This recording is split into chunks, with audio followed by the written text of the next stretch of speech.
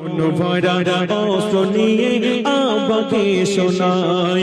একদিন সকালে মা ফাতেমা নবীর ঘরে যায়, নয়ন ভরা অস্ত্র নিয়ে আব্বাকে শোনায়। মা ফাতেমা চলে গেল।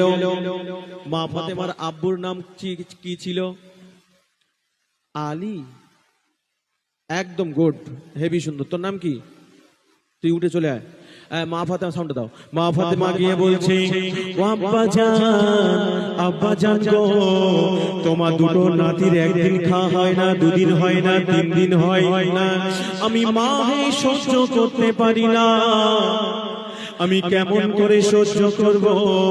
কবি লিখছে, কেঁদে কেঁদে মা ফাতেমা বলছে আব্বা জান, কেঁদে কেঁদে মা ফাতেমা বলছে আব্বা জান, ঘরে কিছু থাকে যদি করো আমায় দান, ঘরে কিছু থাকে যদি করো আমায় দান।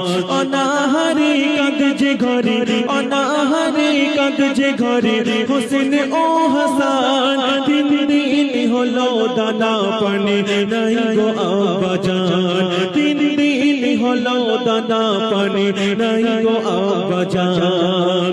পেটের কথা শুনে নবীর কান্না এসে যায়, পেটের কথা শুনে নবীর কান্না এসে যায়।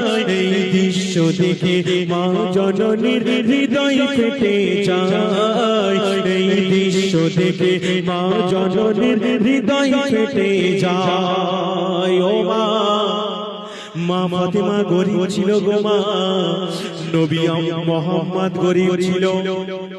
তোমাদের বাড়িতে সন্তানদের যদি না খাওয়া হয়, যদি তোমাদের স্বামীরা না কাজ করে, আগে ফোন করবে কোথায়? তোমার আব্বা আম্মার কাছে। তো আম্মা আব্বা জান, তোমার জামার খাওয়া হয় না, কিছু খাদ্য পেটে দেন।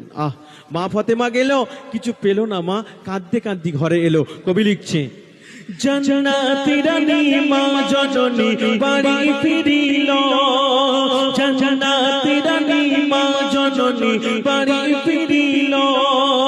মাসুম দুবাই হোসেন হাসান বলতে লাগিল, মাসুম দুবাই হোসেন হাসান বলতে লাগিল, ওদের খাবার দাও না এবার আঁচল ধরে কয়। কারা? সেই ছিল সন্তান মায়ের আঁচল ধরেছে আর বলছে, মোদের খাবার দাও না এবার আঁচল ধরে কয়। এই দৃশ্য দেখে মা জননীর হৃদয় ফেটে যায়, এই দৃশ্য দেখে মা